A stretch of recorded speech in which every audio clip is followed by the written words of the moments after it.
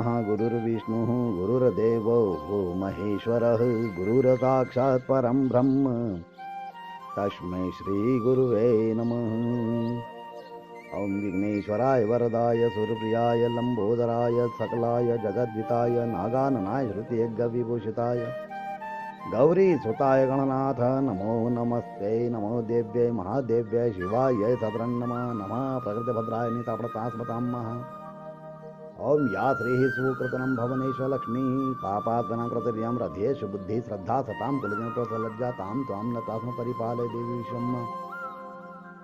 ओम वंदे देवौ महापतिं सुरगुरुं वंदे जगत्कारणं वंदे पन्नगभूषणं रगधरं वंदे पशूनां पतिं वंदे सूर्यशशाङ्कवह्निनयनं वंदे मुकुंद प्रियं वंदे भक्तजनाश्रयं च वरदं वंदे शिवं शंकरं। कृष्णाय वासुदेवाय हरये परमात्मने प्रणतक्लेशनाशाय गोविंदाय नमो नमः। सभी को सादर जय श्री कृष्ण।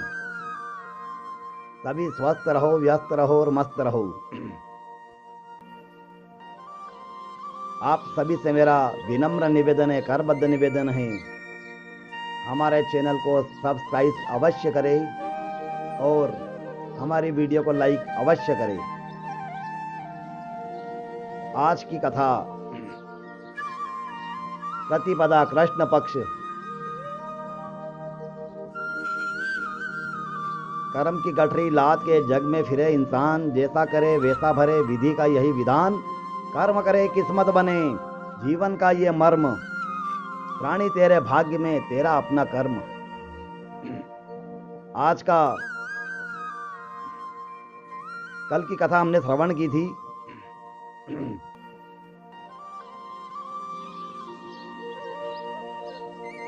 भगवान विष्णु को लक्ष्मी जी, भगवान लक्ष्मी को विष्णु जी कथा सुनाते हैं और उसका सारा वृत्तांत सुनाते हैं और मणिग्रीव के बारे में बता रहे थे भगवान। और ऋषि जी आए, ऋषि जी ने जंगल में उनसे दर्शन लाभ हुए। ऋषि जी को अपने आश्रम पे लेके आए, उनकी सेवा शुश्रूषा की और फिर बाद में अपने बारे में वृत्तांत पूछा ऋषिवर ने। उन्होंने जंगल में 3 माह बाद पुरुषोत्तम मास का कथन बताया कि 3 माह बाद पुरुषोत्तम मास आएगा। पुरुषोत्तम मास में आप भगवत आराधना अवश्य करें, अखंड दीपक का व्रत ले। उन्होंने असमर्था जाहिर की, भाई जंगल में हमारे पास में उदर पोषण की व्यवस्था नहीं है, घी की व्यवस्था कैसे क्या करें। तब उन्होंने कहा कि तुम्हें जंगल में ये महुआ के फल मिल जाएंगे, महुए के तेल का ही दीपक लगाएं। उसके बाद आज की कथा हम यहाँ से श्रवण करते हैं।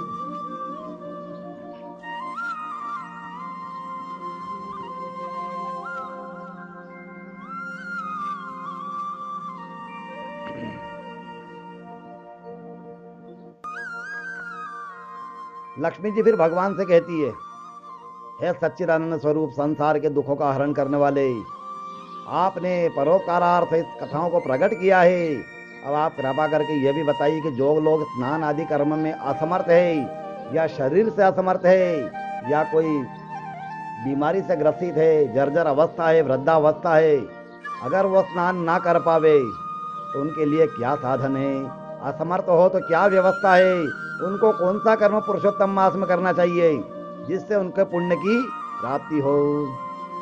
लक्ष्मी जी के प्रश्न को सुनकर के भगवान विष्णु कहते हैं, लक्ष्मी, तुमने समस्त जन समुदाय के कल्याण के लिए उत्तम प्रश्न किया है। जो नर अथवा नारी शरीर से अशक्त हो, प्रातः स्नान आदि कर्म नहीं कर सकते हो, उनको पुरुषोत्तम मास में भगवान का जप करना चाहिए, भजन करना चाहिए, कीर्तन करना चाहिए, श्री हरि का या हर का भजन करना चाहिए। हरि यानी विष्णु, हर यानी शिव, हरि हर का भजन करना चाहिए। उनकी समस्त मनोकामनाएं पूर्ण होती है। और विशेष करके कलयुग में जो लोग कृष्ण का या शिव के नाम का जप करते हैं वे हजारों यज्ञ का फल प्राप्त करते हैं। कलयुग केवल नाम अधारा, सुमरे सुमरे नर उतर ही पारा। कलयुग में आप बहुत किस्मत वाले हैं। आप बहुत अच्छी बात बताई गई है कि कलयुग में केवल भगवान का नाम लेने से ही मनुष्य तर जाता है। आपको साधना करने की आवश्यकता नहीं है, आपको व्रत आदि करने की आवश्यकता नहीं है। फिर भी हम हमारी मानसिक संतुष्टि के लिए सब करते हैं। पर केवल भजन, केवल श्रीमुख, अपने श्रीमुख से भगवान का, श्री हरि का, जो भी आपके इष्ट हो, विष्णु हो, लक्ष्मी हो, श्री रामचंद्र हो, श्री कृष्णचंद्र हो, हनुमान जी हो, भोलानाथ हो, जो भी आपके इष्ट हो, उनका भजन अवश्य भावी करना चाहिए। कलयुग में इसका विशेष प्रभाव रहता है। वे हजारों यज्ञ का फल प्राप्त करते हैं, करोड़ों तीर्थों का फल प्राप्त करते हैं। और जो लोग धर्म में आस्था रख कर गए, पवित्रता पूर्ण हरि कीर्तन भजन जप निरंतर करते हैं, वे ही सत्पुत्र कहलाते हैं।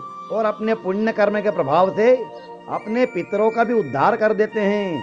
जिनके पितर को मोक्ष नहीं होता है, जो अधोगति में भटकते रहते हैं, जिनकी जो भी क्रियाएं पूर्ण नहीं हुई हो, वो उनका उद्धार कर सकते हैं। विद्वानों का कहना है संसार में सैकड़ों पुत्र पौत्र भ्रष्ट शरीर वाले, दुष्ट शरीर वाले पृथ्वी पर उत्पन्न होकर के पृथ्वी का भार बनकर रहते हैं। ऐसे पुत्रों से पूर्वजों को हमेशा कष्ट रहता है। यदि कुल में एक भी पुत्र धर्मात्मा हो जाए और भगवान का भक्त हो जाए तो सात कुलों का उद्धार करके अपने पुण्य कर्मों से वह सभी का उद्धार कर देता है।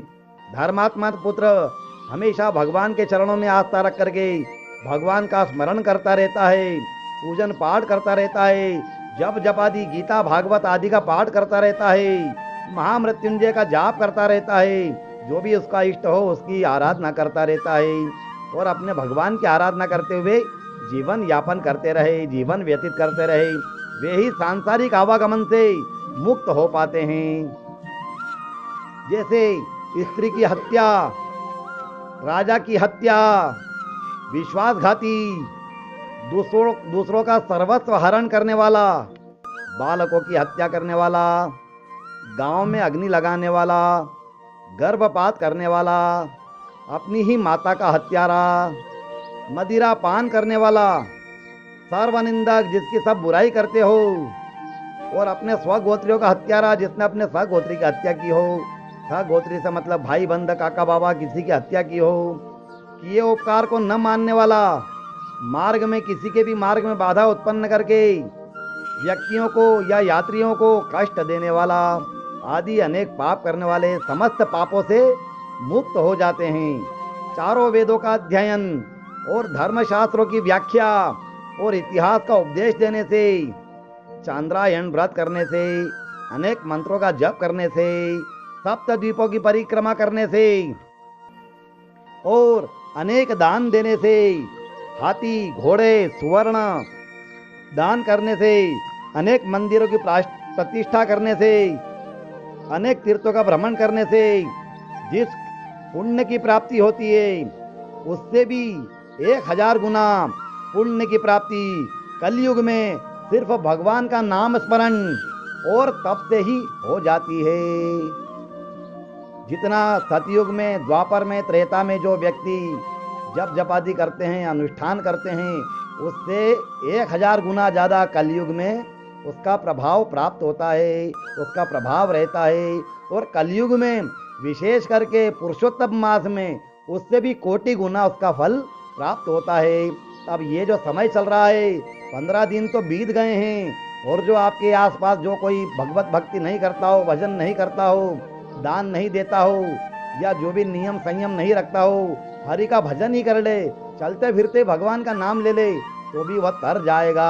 यह समय व्यर्थ नहीं जाने दे। मेरा सभी से करबद्ध निवेदन है, अपने बच्चों से भी, अभी तो स्कूल मेरे ख्याल से सभी अवकाश में है, तो बच्चों को भी थोड़ा बहुत पूजन पाठ बताएं, ताकि वो छोटा मोटा पाठ कर ले, गजानन जी का अथर्व शीर्ष का पाठ कर ले, हनुमान चालीसा का पाठ कर ले, शिव चालीसा का, जो भी बच्चों से उचित लगे वो अवश्य भावी करवाना चाहिए। सिर्फ भगवान के नाम स्मरण से ही उनको कलयुग में संकीर्तन भजन नाम स्मरण सतयुग के यज्ञ के फल से भी ज्यादा पुण्य कारक माना गया है। सभी युगों से ज्यादा इस कलयुग में भगवान के नामों का महात्मा कहा गया है और विशेष करके इस पुरुषोत्तम मास में और भी विशेष फलदायी महात्मा भगवान स्मरण कहा गया है। भगवान के शब्दों को सुन करके लक्ष्मी जी कहती है, हे देवादिदेव, आपने भगवान नाम की महिमा का बहुत उत्तम वर्णन सुनाया, अब आप अन्नदान की महिमा का वर्णन बताइए। भगवान विष्णु प्रसन्न होकर के कहते हैं, प्रिय, तुमने उत्तम प्रकार का प्रश्न किया है जिसकी महिमा से मनुष्य तुरंत पाप रहित हो जाता है। ऐसा तत्काल फलदायी अन्नदान होता है। संपूर्ण ब्रह्मांड में अन्न को सर्वश्रेष्ठ कहा गया है, क्योंकि अन्न के द्वारा संपूर्ण जीवों का पोषण होता है। सब जीवों का अन्न ही प्राण है। अन्न है तो मनुष्य जीवित है। अन्न के द्वारा शरीर की पुष्टि होती है। मनुष्य चाहे कोई भी व्रत जप नियम धारण करे या ना करे, परंतु अन्नदान के द्वारा उत्तमोत्तम पुण्य प्राप्त अवश्य कर सकता है। इसलिए मैं आपसे बारंबार शुरू से यही कहता रहा हूँ कि पुरुषोत्तम मास में अन्नदान अवश्य भावी करना चाहिए। अन्नदान आप मनुष्य को भी कर सकते हैं, चींटियों को, कीट पतंगों को, पशुओं को, पक्षियों को, जो भी आपके आसपास जो विचरण करते हो, कबूतरों को, इनको भी थोड़ा जो भी अन्न दान करे, दाना पानी डाले, इनकी व्यवस्थाएं आपके हिसाब से सुचारू रूप से करे, इसका अनंत कोटि आपको फल प्राप्त होता है। जो मनुष्य पुरुषोत्तम मास में थोड़ा सा भी अन्न का दान कर देता है, वह अनंत पुण्य को प्राप्त करता है। इसी प्रकार पुरुषोत्तम मास में मनुष्य अगर एक भी उपवास कर लेता है, वह समस्त मनोकामना से परिपूर्ण होकर के मोक्ष को प्राप्त होता है। संपूर्ण मास का उपवास अथवा एक पक्ष का उपवास, संपूर्ण मास का उपवास बताया गया है।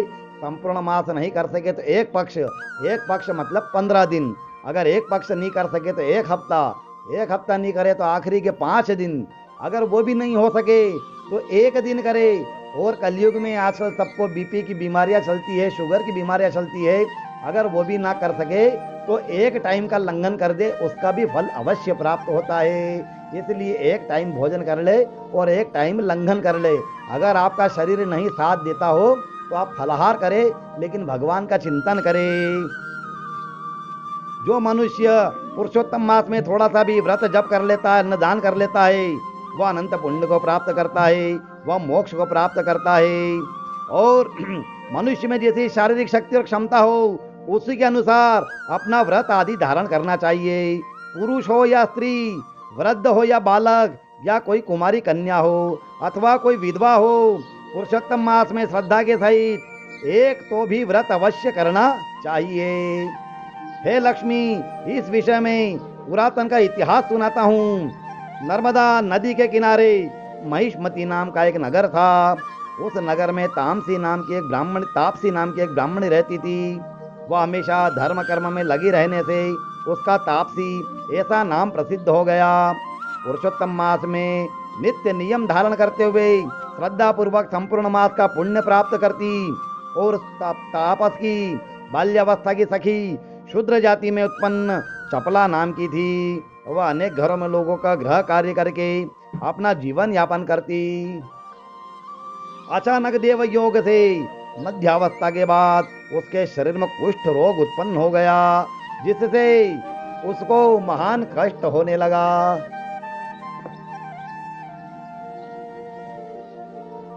लोगों ने अपने घर में उससे कार्य कराना बंद कर दिया। इस कारण वह भूख से व्याकुल होकर के और रोग से ग्रसित होने से भगवान से मृत्यु की कामना करने लगी, परंतु मृत्यु भी नहीं आ रही थी। इस महान कष्ट के समय उसने अपनी बाल्यावस्था की तपी सखी तापसी की प्रशंसा सुनाई देने से वह आकर्षित होकर के अपनी सखी तापसी के पास जाकर के विनम्र प्रार्थना करने लगी, हे सखी, मेरा संपूर्ण जीवन निरर्थक ही व्यतीत हुआ है। मैंने अपने उदर पोषण के निमित्त दूसरों का गृह कार्य करने में जीवन व्यतीत कर दिया है। जीवन में कोई भी पुण्य कार्य, व्रत, नियम आदि मैंने नहीं किए हैं, इसलिए मेरे शरीर में कुष्ठ रोग हो गया है और मैं व्याकुल होकर के मृत्यु की कामना कर रही हूँ। परंतु मृत्यु भी नहीं हो रही है। मृत्यु के बाद भी मुझे मेरे कर्मों के कारण नरक की यातना अवश्य भोगनी पड़ेगी। इसलिए हे सखी, तुम बड़ी पुण्यवान हो। तुमने सारा जीवन भगवान की आराधना में बिताया है। तुम्हारे पास बहुत पुण्य संचित है। अगर तुम अपने पुण्य में से थोड़ा भी मुझे पुण्य दे दो तो मेरा उद्धार हो जाएगा। तुम्हारे पुण्य के प्रभाव से सुख पूर्वक मेरी मृत्यु हो करके मैं नरक की यातना से बच सकूंगी। हे सखी, तुम बड़ी दयालु हो। मेरी प्रार्थना स्वीकार करो और तुम्हारे सिवा मेरा उद्धार करने वाला कोई नहीं है। उसकी करुणामय प्रार्थना सुन करके तापसी को दया आ गई। अगर कभी किसी को ऐसे अपना किसी को पुण्य दान देना है, कोई किसी की मृत्यु अगर निकट है और वह परेशान हो रहा है, तो यहाँ पर जिस कथा में उल्लेख आया तो मेरी स्मृति में भी आ गया है। आप संकल्प हाथ में जल लेकर के और अपना नाम और अपना गोत्र बोल करके, जिस व्यक्ति के निमित्त देना है उसका नाम गोत्र बोल करके, उससे जो भी आपकी रिश्तेदारी हो उसका बोल करके जल जमीन पे छोड़ते हुए बोले कि मैं उसका अपना पुण्य, जितना आपको परसेंटेज देना है, सारा पुण्य देना है तो सारा पुण्य, नहीं तो जितना आपको देना है 20%, 25%, जो भी आप उसकी कामना करके कि आधा पुण्य देना है कि पाव पुण्य देना है, वो आप पुण्य उसको दे सकते हैं। लेकिन उसके लिए संकल्प अवश्यम भावी है। संकल्प करके जल छोड़ करके, और जमीन पे जल छोड़े, नहीं तो लोगों की मानसिकता है कि फलाने व्यक्ति के हाथ में ही जल छोड़ा जाए, ऐसी मानसिकता न रखते हुए जल पृथ्वी पे छोड़ सकते हैं। उसकी करुणामय प्रार्थना सुन करके तापसी को दया आ गई। उसने हाथ में जल लेकर के भगवान पुरुषोत्तम का स्मरण किया और संकल्प किया कि हे प्रभु, पुरुषोत्तम मास में जो मैंने उपवास का नियम धारण किया था, उसमें से एक उपवास का पुण्य, यहाँ पर एक उपवास का पुण्य दान कर रही है वो, एक उपवास का पुण्य इसको समर्पित करती हूँ। ऐसा कह करके हाथ का संकल्पित जल जैसे ही उसके जमीन पे छोड़ा, वैसे ही स्वर्ग लोक से उत्तम विमान आए और उसका रोगग्रस्त शरीर मृत्यु को प्राप्त होकर के उसकी आत्मा दिव्य स्वरूप होकर के विमान पर बैठकर स्वर्ग लोक को चली गई। स्वर्ग लोक के दिव्य सुखों को भोग करके फिर से पृथ्वी पर जन्म लिया। इस जन्म में वह पुण्य के प्रभाव से काशी नाम की नगरी में राजकन्या के रूप में उत्पन्न हुई। अनेक परोपकारी और शुभ कृत्यों को करते हुए भगवान विश्वनाथ की अनन्य भक्ति करते हुए संसार में विख्यात होकर के शिवलोक को प्राप्त हो गई। हे लक्ष्मी, पुरुषोत्तम मास के एक उपवास का पुण्य इतना प्रभावशाली हुआ कि वह शूद्र स्त्री अपने जीवन भर कोई शुभ कर्म नहीं किया, अपनी सखी तापसी के द्वारा दिए हुए पुण्य के प्रभाव से इतना सुख और उच्च पद प्राप्त किया, तो फिर स्वयं भगवान पुरुषोत्तम की सेवा, आराधना, व्रत नियम धारण करेंगे तो आपको कितना पुण्य प्राप्त होगा और उस पुण्य के प्रभाव से कितना सुख प्राप्त होगा, इसकी कल्पना आप स्वयं कर सकती हो। अच्युतम केशवम श्री राम नारायणम कृष्ण दामोदरम त्रिवासुदेवम हरि श्रीधरम माधवम गोपिका वल्लभम श्री जानकी नायकम श्री रामचंद्रम भजे। श्रीमन्नारायण नारायण नारायण श्रीमन्नारायण नारायण श्रीमन्नारायण भवतारायण श्रीमन्नारायण श्रीमन्नारायण नारायण नारायण श्रीमन्नारायण नारायण माता नारायण पिता नारायण माता पिता नारायण गुरु नारायण नारायण नारायण गुरु नारायण नारायण नारायण श्रीमन्नारायण भवता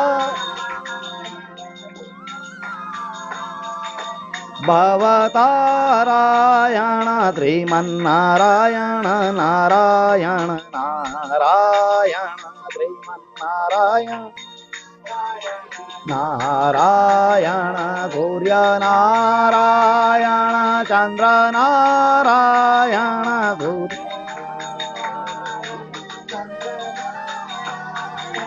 पृथ्वी नारायण नारायण नारायण पृथ्वी नारायण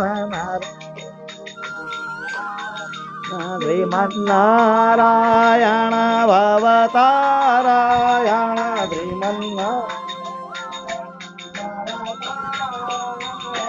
श्रीमन्नारायण नारायण नारायण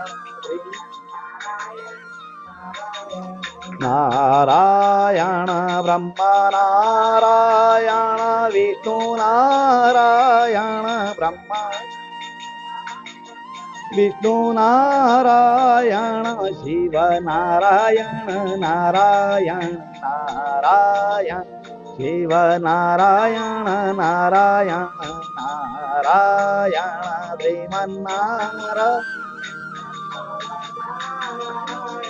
श्रीमन्नारायण भवतारायण श्रीमन्नारायण नारायण नारायण श्रीमन्नारायण नारायण नारायण जाते नारायण आते नारायण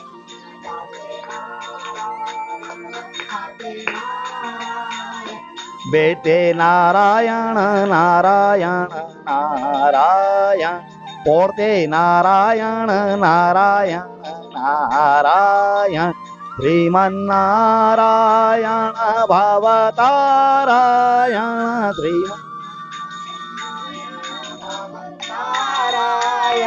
श्रीमन्नारायण नारायण नारायण श्रीमन्नारायण नारायण नारायण खाते नारायण पीते नारायण खाते नारायण पीते नारायण देते नारायण नारायण नारायण देते नारायण नारायण श्रीमन्नारायण भवतारायण श्रीमन्नारायण भवतारायण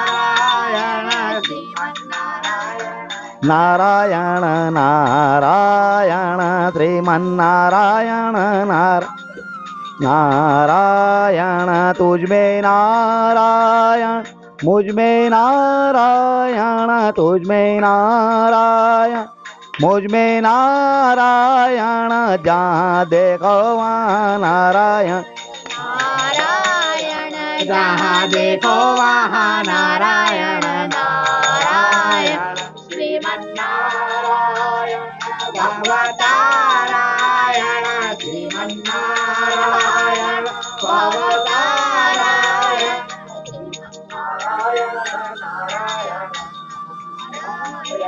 श्रीमन्नारायण नारायण नारायण गजानंद भगवान की गणपति नाथ की जय रिद्धि सिद्धि मात की शुभ लाभ की आमोद प्रमोद की हिम धरि मत्थे नमस्मत् कुल देवी मात की पुरुषोत्तम मात की लक्ष्मी नारायण भगवान की लक्ष्मी वेंकटेश भगवान की लक्ष्मी नरसिंह भगवान की राधिका नाथ की द्वारिका नाथ की चार भुजा नाथ की सांवरिया सेठ की गिरिराज धरण की मोर मुकुटवंशी वाले की जानकीनाथ भगवान की लक्ष्मण जी बालाजी सरकार की अंजनी के लाल की भैरवनाथ महाराज की अपने अपने माता पिता गुरु महाराज की आज के आनंद की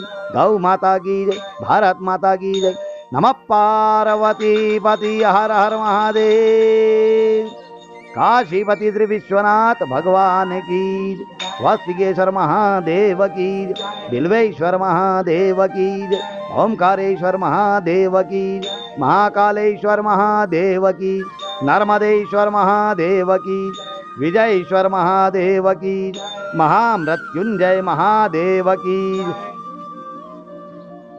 सभी से विनम्र पुनः आवेदन निवेदन करता हूँ, आप हमारे चैनल को सब्सक्राइब अवश्य करें और हमारी वीडियो को लाइक अवश्य करें। सभी स्वस्थ रहो, व्यस्त रहो, मस्त रहो। जय श्री कृष्ण।